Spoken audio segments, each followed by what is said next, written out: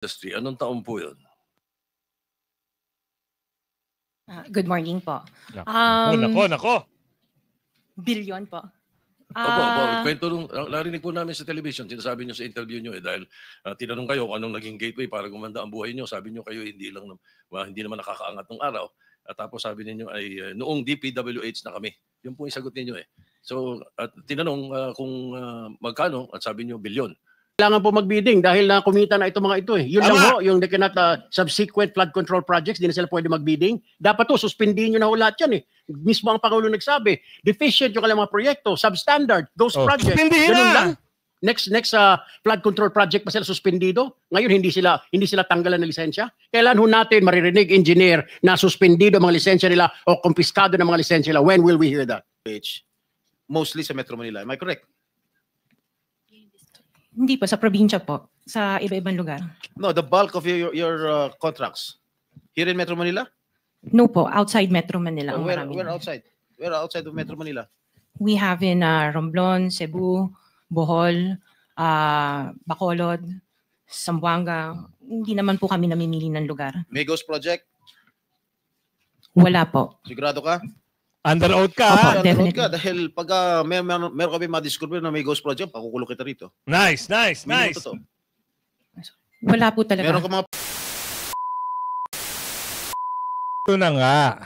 Ito na yung kung paano ngayon nagkakabistuhan, paaminin dahil actually mga kasama, nagsalita na rin ang magagaling na senador, nagtulong-tulong na rin ang magagaling na senador, Senator Bato, Senador Marcoleta at yung iba pa.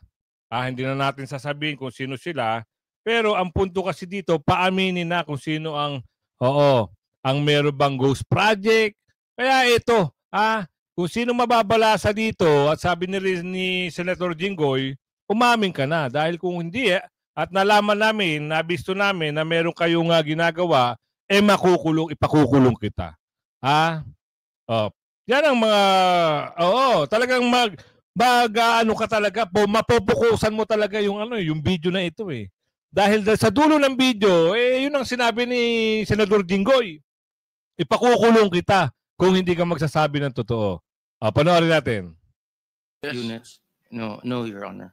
You do not.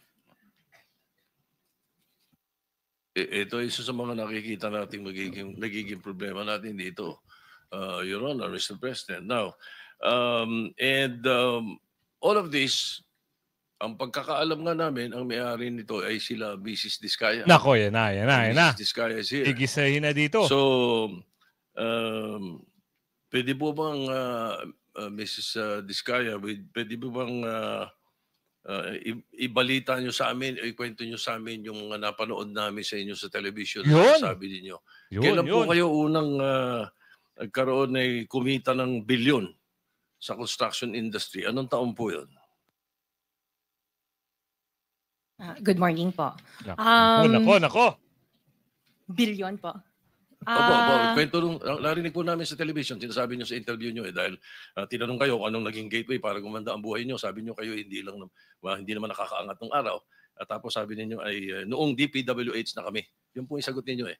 So at tinanong kung magkano at sabi nyo bilyon. Kailan po itong unang bilyon na kumita kayo sa DPWH? For the knowledge of everyone, so St. Gerard, Alpha and Omega, we have been in the construction business for 23 years. So I would presume that in the 23 years, pwede naman siguro kami po kumita. Yung billion, when I said DPWH, because prior to that, we were in local government. So ang hirap makasingil sa local government. They spliced the video that was taken of me and just mentioned the DPWH.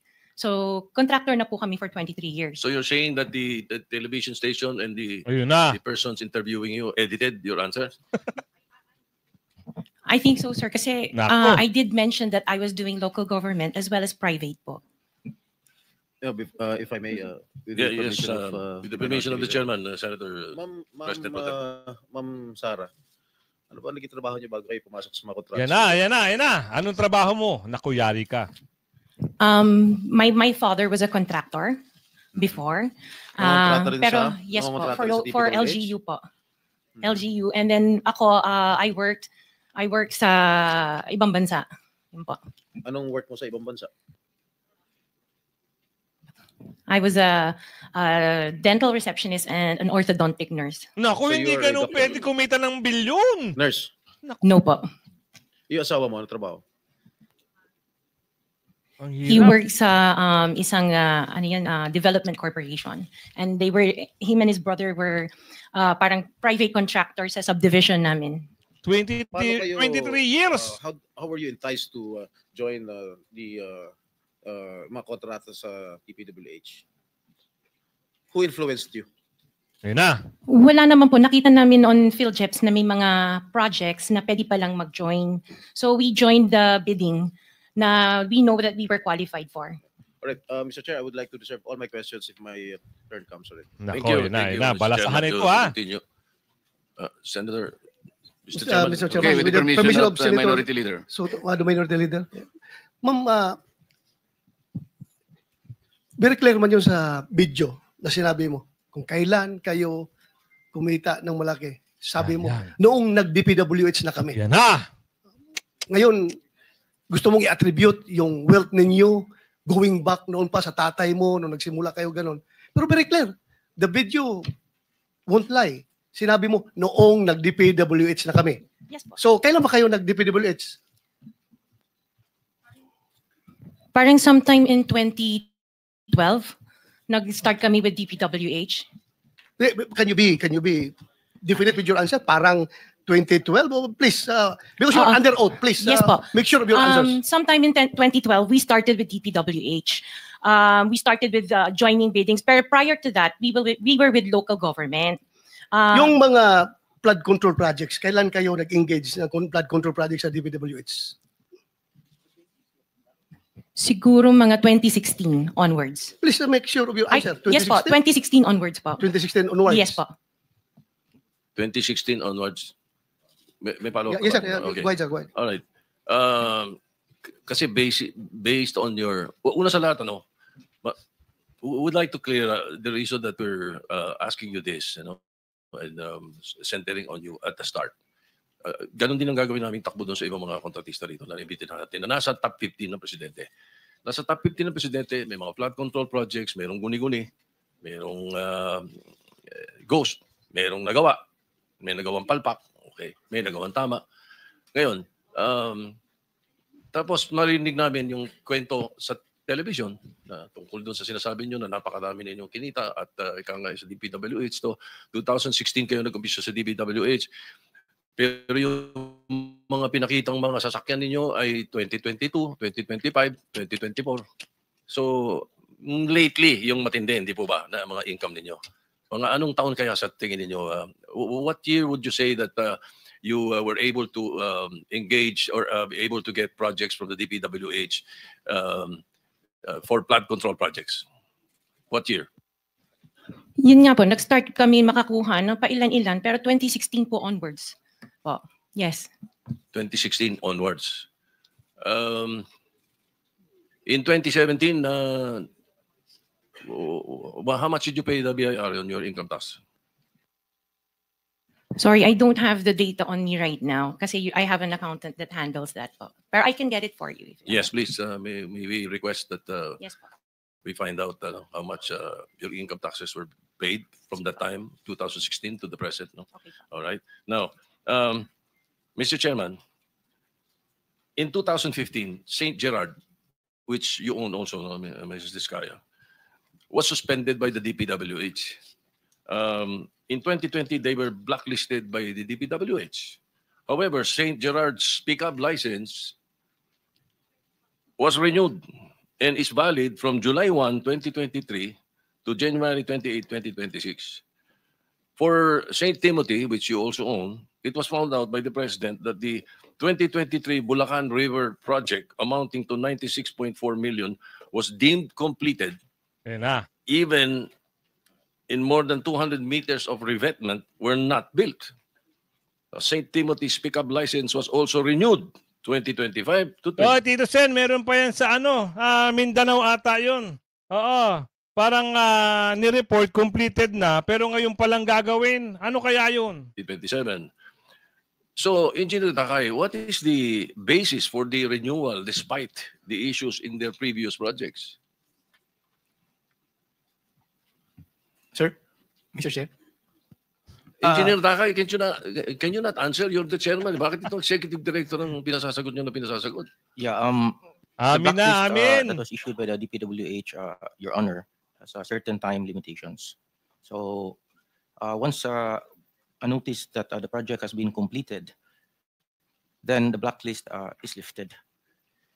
And PCAB actually limit of responsibility is we can only institute disciplinary action upon a complaint or a verified violation. Ibig sabihin, pag walang nagko-complain, sige lang na sige. Mr. Chair. That is the limit of No. our responsibility, Your Honor. The IRR, section 4.2 states that disqualification under letter CA, involvement in any construction, malperformance of grave consequence, PCAB under this section, hindi sila, are they not disqualified for renewal? The blacklist, Your Honor, is issued by the DPWH. If the blacklist is lifted by the implementing agency, then their licenses can be renewed. However, we also have another mechanism that if there is a verified complaint or complaint from the LGUs or from the implementing agency, then we hear the case and then apply the penalties that are commensurate to the offenses that are being committed. For example, Your Honor, the DOLE reports to us a lot of infractions that are committed by contractors, such as unlicensed contractors implementing construction work, unsafe practices resulting in the death of people in the workplace, and we act upon that immediately. In fact, Your Honor, we submitted upon the request of the BIR, we submitted last July 25, our transmittal regarding the request for the documents of the construction group of Discaya, because if and when the Bureau finds out that their papers are not actually compatible to the papers that are submitted at the PCAB, Namin na kayo. we will suspend or revoke all of their licenses automatically because there is now a complaint. And we have communicated with the Bureau. In fact, I have met with Commissioner Lumagi once, and we have responded to their letter. And along with our letter, we have submitted reams of documents for the Bureau to review, Your Honor. Mr. Chair, Mr. may Chair, I with interject? the Yan, Wait, yan. before permission of the Minority Leader. before we proceed, let me acknowledge first the presence of our Majority Leader. A quick question, Commissioner. Yung imposition ng suspension is Section 99 ng RA 12009. Blacklisting is under Section 100, correct? Pareho namang nalilift ang suspension and blacklisting. There's no problem there because it's in the law. I think the trajectory of the Senator Soto's question, kung paano natin madidisiplina. Why don't you, for example, resort to Section 101 of the same Republic Act? Kasi dito sinasabi niya, imposition of blacklisting with perpetual disqualification.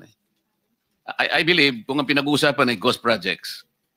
Kasi makikita mo pagka blacklisting and perpetual disqualification, dapat recidivist na siya, ulit-ulit na siya, 3 or more. Kapag ka ghost projects ang pinag-uusapan, I think this is 10 times over. Yan. Halimbawa, nakalagay dito sa blacklisting, corrupt, fraudulent, collusive, and coercive practices. Katulad ng ghost. Drawing up or using forged documents. Ghost projects. Hindi po pwedeng mag-apply yung Section 101, but there is a perpetual disqualification of this. You have to look into this. Yun siguro ang gusto mong puntuhan, Yes, Senator, di ba? Yes, sir. Mr. Chairman, thank you, And sir. then I think we have to put a limit muna, sir. Kasi medyo gusto nang magtanong Sige. yung iba. Sige, Makakabalik ka naman, boss. I'll try to wind up for a while. Yes. Marami pa po akong tanong eh. My point here is that I want to amend the law creating the PCAB. Kailangan lagyan ng mas matinding power mas maraming koordinasyon at coordinate sa DPWH, hindi lang sa DTI. So my line of questioning is towards that. Kung ano mga naging performance nyo, ang ginagawa ninyo, paano nyo dinidisqualify, paano yung license ninyo. I heard you have 45,000 accredited contractors nationwide. Mambigat eh. Tapos ang sabi niyo, maliit na kumpanya kayo, maliit na agency lang kayo. Tatlo yung board member nyo, yung 2 board member mo, are you aware that they are contractors also? Engineer Dakay? Yes, Your Honor. I am aware. In fact, EGB has actually filed a voluntary leave of absence the day after their name appeared on the list of. So when they were appointed by whoever, President Duterte or President Marcos, because I know for a fact you were appointed by President Duterte originally, di ba? We'll give you more time, Senator Soto, para yung iba gustong magtanong. Sige. Let me just re-emphasize, lahat po dapat makapagtanong, but ilimit muna natin sa first 5 minutes. Pagkatapos pag may time tayo, balikan po natin ang bawat isa. Senator Tulfo. Thank you, Mr. Chair. For PICAB, kay Engineer Dakay, alam nyo, Engineer Dakay, kung gugustuhin, may pamamaraan. It says in Section 29, Republic Act number 4566, pwede po kayo mag-imbestiga at gumawa po ng aksyon, suspension, revocation of license. Kung meron po mga report, tama po? Yes, Your Honor. All right. So, nasa inyong kamay kung pwede nyong i-revoke. Hindi po ba kayo nag-iimbestiga na maaring yung ilang mga tao ninyo ay naareglo at nababayaran kaya bigay na lang na lisensya? Like the case po dito sa Diskaya. 3 na po ang kumpanya, isa lang may-ari. Yan, Bistaco. Pag na-blacklisted, apply. So, ibig sabihin po ba, kung may kumpanya ako, mabablacklist, gagamit lang ako ng ibang pangalan, mag-a-apply ako, pwede na naman. And then I can apply again, same project or same agency, kahit na na-blacklist ako ng DPWH. Ganun po ba? You tell me. No, Your Honor. PICAB is also a quasi-judicial body. And we do a lot of investigations, and we also resolve a lot of cases. Investigation siguro sa mga maliliit, pero kung mga malalaki na kagaya nito, wala ho kami naririnig. Bakit 15 po sila na nagkunsabahan, binulsa yung pera ng bayan, 1.3 trillion, wala tayong narinig. Ngayon, nandito kayo, nagpapaliwanag, sasabihin nyo, meron kayong quasi-judicial. Nasaan yung quasi-judicial? Bakit yung pinayagan nangyari? Tama yan, 2022 hanggang 2025, 3 years, engineer. Wala kayong ginawa, hindi nyo kinansela yan. Isang kumpanya, tatlo pa. Yung isang may-ari. Wala kayong ginawa. Ngayon, pinapakita yung sa amin dito na meron kayong ganito, meron kayong... Nasaan yun sinasabi mo? 3 years. I understand very well your concerns, Your Honor, and I appreciate that very much. However, PICAB does not play any part in the implementation of the project. I'm not saying part of the implementation. Yung pag-apply lang at engineer ng license. Kasi pag na-blacklist yung... Gano'n naman ho, hindi nyo ba alam na gano'n ang kalakaran ngayon? Or you don't have any idea na pag na-blacklist itong kumpanya na ito, gagamit ng ibang kumpanya o magbubukas ng ibang kumpanya? Alam niyo ho ba yun? Hindi. You know that, right? We hear that every now and then, Your You Honor. hear that, but you don't investigate. Na pag na-blacklist ng DPWH o kung anong ehensya, papalit ng pangalan or tatayo ng pangalan para makapasok ulit. Actually, Your Honor, when a company is blacklisted by any government agency, then we actually suspend their licenses. Well, hindi ko maintindihan na engineer, wala naman po na suspend sa 15 na yan di po ba?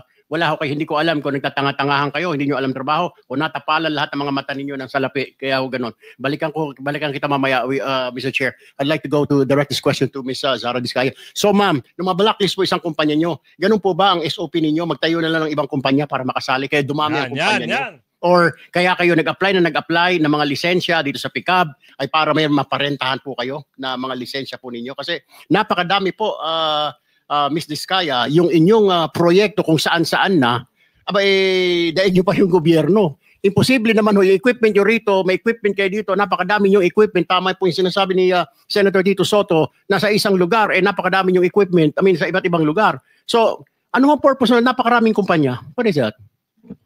Sir po, yung ibang companies po, we've divested from those companies. So I am directly lang with Alpha and Omega. Interjection, Mr. Chair, with the permission of Senator Erwin. Go ahead.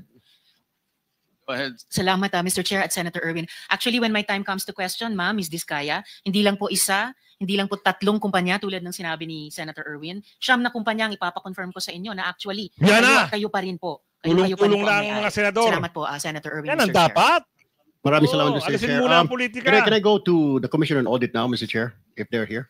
Before that, I think you need to also pursue that initial question you had with PICAB. Kasi we heard that PICAB, upon the direction of the President of the Philippines in connection with the identified 15 contractors in anomalous flood control projects, it triggered an investigation from your office. And I believe somebody told me that you communicated directly with the DPWH to be able to pursue investigation insofar as the 15 contractors are concerned. Did you not coordinate with the DPWH? And if you did, what was the coordination and what was the response made by the DPWH, if any? Thank you, Your Honor. Actually, on August 18, our Executive Director, Attorney Matienzo, formally wrote to DPWH Secretary Bonoan requesting information on all infrastructure projects awarded to the 15 contractors that have been identified as having the most flood control projects nationwide. So we sought in our letter a list of all the projects awarded to these contractors, the status of project implementation, the findings from their... You were referring to the 15 contractors subject matter of this inquiry? Yes, Your Honor. What was the reply by the DPWH, if any? To this day, Your Honor, we haven't received any reply. However, we issued summons to the contractors, and we have been doing our own hearings, and we ask them or require them to file a verified answer within 10 days from the receipt. Wait, you wrote to DPWH on August 18, Yes, and you Your did Honor. not receive any reply. You're No. seated beside the secretary of the DPWH.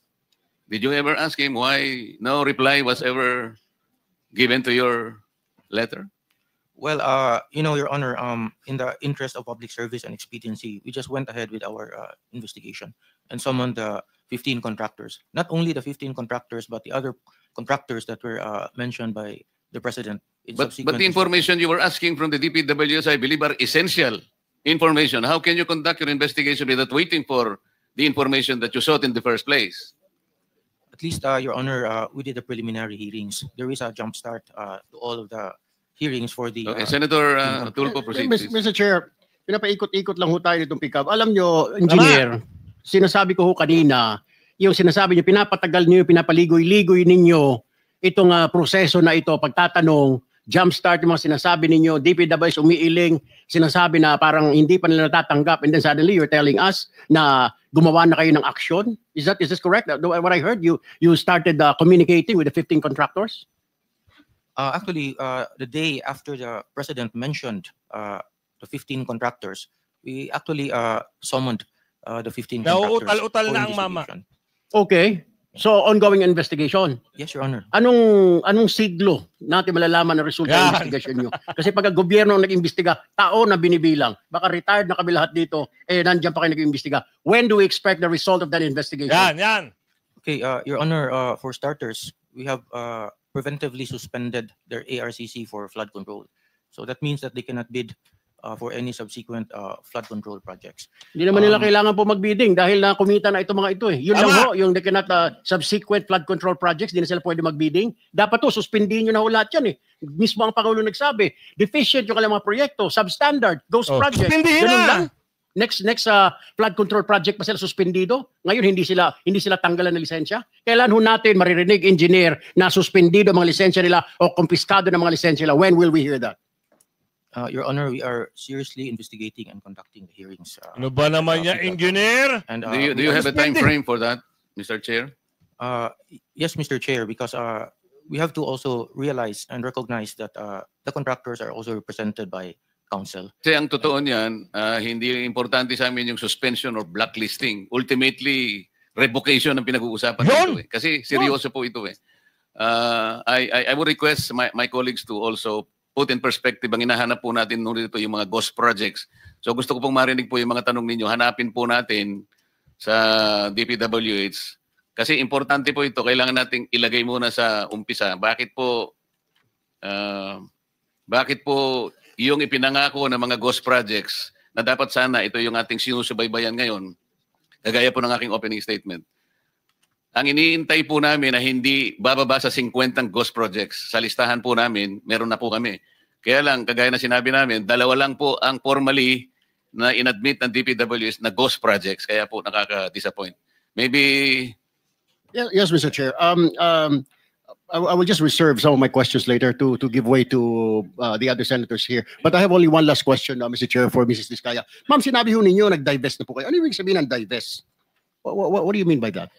We are no longer part of those companies. Okay. Kung hindi na po kayo part of those companies, how come you're still a chief operating officer, pati ang asawa mo sa ilang construction companies na ito? Tama.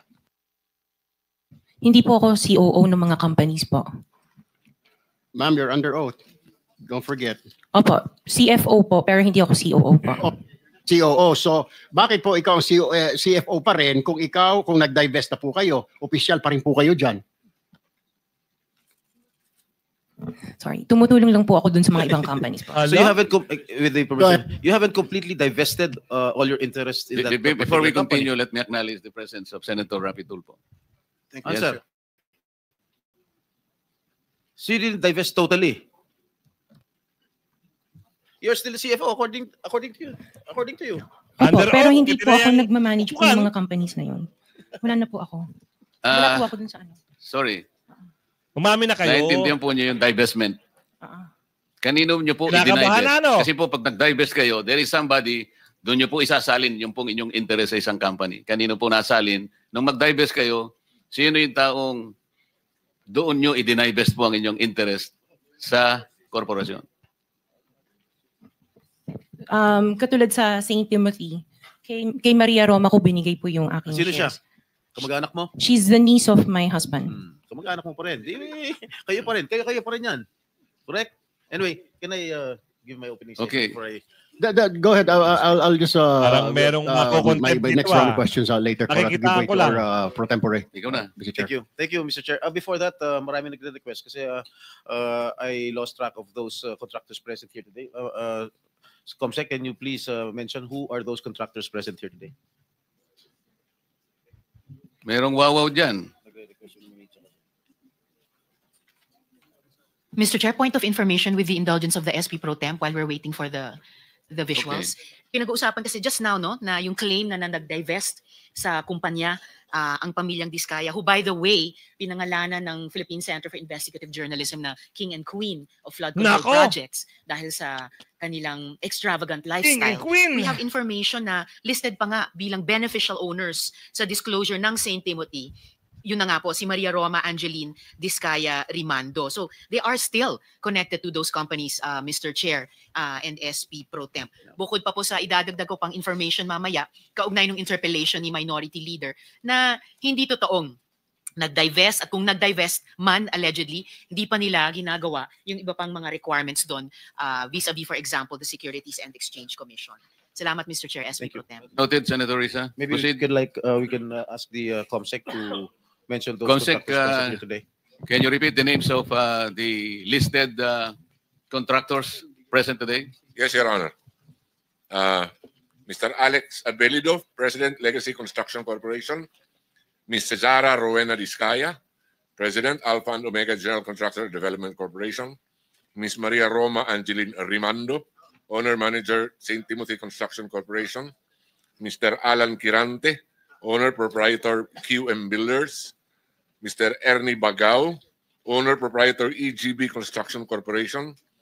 Mr. Eumir S. Villanueva, President, Top Notch Catalyst Builders, Inc. Mr. Lawrence Lubiano, President, Centerways Construction and Development, Inc. Ms. Aderma Angeli Alcazar, President and CEO of Sunwest, Inc. Edgar S. Acosta, represented by Mr. Edsel Marbella. Mr. Wilfredo Natividad, Owner General Manager, 888 Construction and Supply, Inc. Mr. Romeo Miranda, President, AMO Royal Crown Monarch Construction and Supplies Corporation. Mr. Alan Arevalo, General Manager, Wawaw Builders. Ms. Marjorie Samidan, President, MG Samidan Construction. Mr. Luisito Tiki, President, LRTK Builders, Inc. Mr. Ryan Willie D. Uy, Proprietor, Road Edge Trading and Development Services, Your Honor. Thank you. Proceed, Senator Jinggoy. Thank you. I'll just read my opening statement first before I question our resource persons. Okay. Thank you, Mr. Chair. Today, we once again tackle the issue that cuts to the core of public service: corruption in government infrastructure projects. Billions of pesos have been allocated for flood control and drainage programs intended to protect lives, properties, and livelihoods from the devastating effects of typhoons and flooding. Yet, allegations of padded contracts, ghost projects, and substandard implementation now cast doubt on whether these funds truly serve their purpose. Mr. Chair, please allow me to state this for the record. Ang sabi po ng iba, wala raw po akong karapatan na magtanong, magalit, o manindigan laban sa issue ng korupsyon. My life and struggles are an open book. Pero ni minsan, hindi ako tumalikod sa kahit anong akusasyon o paratang laban sa akin. Hinarap ko hindi lamang kaso, kundi ang kaparusahan. At sa huli, ay napatunayan na wala po akong sala. This investigation is not about me. Huwag niyo pong ilihis ang issue. Sa ngayon, wala ni isang tao ang umaamin. Walang gustong managot. At kung pwede, lahat ay magpapalusot. This investigation is about transparency and accountability. Kung wala kayong kasalanan, magsabi kayo ng totoo dahil kung hindi, sinisiguro ko na mananagot kayo hindi lamang sa batas at sa Senado, kundi sa taong bayan. Mr. Chair, if I may continue. Tapos na yung 5 minutes mo. May opening ka pa kasi. O sige, News pagbibigyan report. kita. Madam Diskaya, Sarah, it is common knowledge that you own 9 companies, namely St. Gerard, St. Timothy, Alpha and Omega, Elite General Contractor and Development Corporation, St. Matthew, Great Pacific Builders, YPR General Contractor, Amethyst Horizon Builders, and Waymaker OPC. Am I correct? Yes po. Hanggang ngayon, up to now, you own these 9 construction companies? Yes po. All right. Since you started securing contracts from the DPWH, since kailan kayo nag-umpisa? 2012? DPWH? Yes. Yes po, 2012. Pag-usapan muna natin yung 2022 hanggang 2025. Ilan na po yung naging projects nyo sa DPWH? Marami na po. Ilan nga? I don't have Mahigit the figure. 400? Mahigit 500? Within the span of 3 years. I don't have the figures po. Estimate lang po, ballpark. Give me a ballpark figure. Siguro po, mga 400. Ganun. Siguro. I'm really not sure. Okay. I don't have the figures with me. Sa loob, sa bawat taon, ilang bidding ang sinasalihan mo? Marami po kaming sinasalihan na bidding. All flood control projects? No po. Ano pa yung mga projects? Buildings, kalsada, Nationwide or only in Metro Manila? nationwide po. Nationwide. Nako. All right. Okay. Pero yung bulk ng mga projects na award sa'yo ng DPWH, mostly sa Metro Manila. Am I correct? Hindi po, sa probinsya po. Sa iba-ibang lugar. No, the bulk of your contracts. Here in Metro Manila? No po, outside Metro Manila. ang Where marami. outside? Where outside of Metro Manila? We have in Romblon, Cebu, Bohol, Bacolod, Zamboanga. Hindi naman po kami namimili ng lugar. May ghost project? Wala po. Sigurado ka? Under oath ka, Opo. ha? Sigurado definitely. ka dahil pag meron kami ma-discover na may ghost project, pakukulong kita rito. Nice, nice, Minimum nice. totoo. Wala po talaga. Meron ka mga pictures na lahat ng mga proyekto ginawa mo? Yes po, Nasaan? meron po kami. I Lahat don't, ng mga 400 projects, meron kang litrato? yes po. O i-submit mo rito sa committee. Okay po. Okay. Sa mga bidding na sinasalihan mo ng mga kumpanya mo, itong siyam na kumpanya, Umamin na kayo. Ha? Dahil ito na ang simula. Magkakaalaman dito dahil nagtulong-tulong na ho ang mga senador. Ha? Dahil nagkakabaha-baha, apektado lahat ng mga distrito, apektado lahat ng cities, dahil sa mga ghost project na yan. Kaya kung meron kayong kinalaman at sa buwatan ng nangyayari, naku, aminin nyo na dahil kung hindi, makukulong kayo. Ha? Kung umabot ka sa video na ito, pakilaking share. Hanggang sa muli. Bye-bye!